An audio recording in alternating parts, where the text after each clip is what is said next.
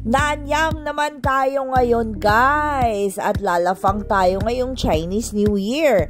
Kasama ko po ang mga ate ko at syempre feeling bunso ang lola nyo. Magkakape lang sana kami pero ang sabi nila ay lalafang na raw kami.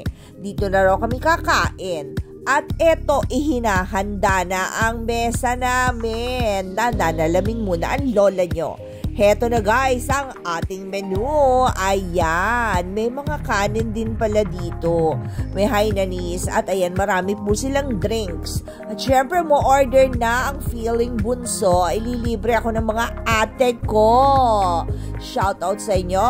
At bago po magkalimutan, huwag kalimutan mag-click ng like and subscribe button para updated po kayo sa mga uploads ko. Heto na ang order ng pamangkin ko. Matabang daw ito, walang lasa. At heto naman po ang order ko. Fried na Hainanese para maiba naman. Ayan, mukha naman po siyang juicy. At eto ang order ng mga kapatid ko. Hainanese na steam. Mas gusto daw nila yan para healthy. Kunyari healthy, pero lalafang kami ngayon. At ayan, pare-pareho ang order nila, kaya wala na akong lalafangin. May kasama na siyang soup at maraming sauce. Pero actually guys, mukha lang siyang madami, pero kukonti lang siya. May kasama lang siyang ganito, bok choy ata ang tawag dito. Gulay siya, pechay ng Chinese. At eto guys, hindi na ako magpapatumpik-tumpik at titikman ko na ang aking fried Hainanese. Malutong po yung labas niya pero yung loob niya juicy at saka malasa siya. Approve, nagustuhan ng lola nyo. Tikman naman natin ang kanilang rice. Ang rice is live. Masarap po yung rice nila. Rice pa lang po, pwede na. Malasa na siya.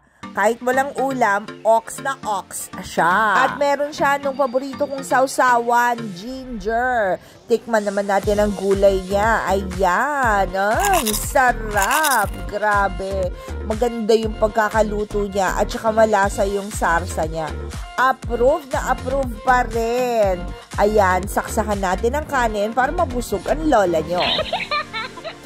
At heto namang sabaw ang ating titikman. Dahan-dahan lang po at baka mapaso na naman ang lola nyo. Masarap po siya. Parang gusto ko pang humingi ng extra. Hindi po siya mavetsin at talagang malinamnam ang sabaw niya.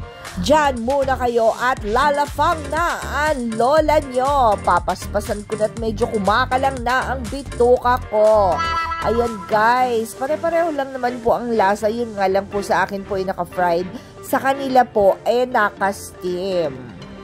At syempre, selfie-selfie muna kami. Happy Chinese New Year! At syempre, pag nandito ka, kailangan tumikim ka ng kanilang drinks dahil yan po ang kanilang specialty. Kami namang mga oldies nag-cafe para naman hindi kami antukin. At heto ang lola nyo, ang saya-saya at nakalafang ng libre. Tara guys, punta na kayo dito at masarap. Tingnan nyo, mga plato namin talaga naman. Napakasinop ng lahi ko. Ubos na ubos. Thank you guys for joining us. Hanggang sa susunod. Uwi na kami talasing na kasama namin.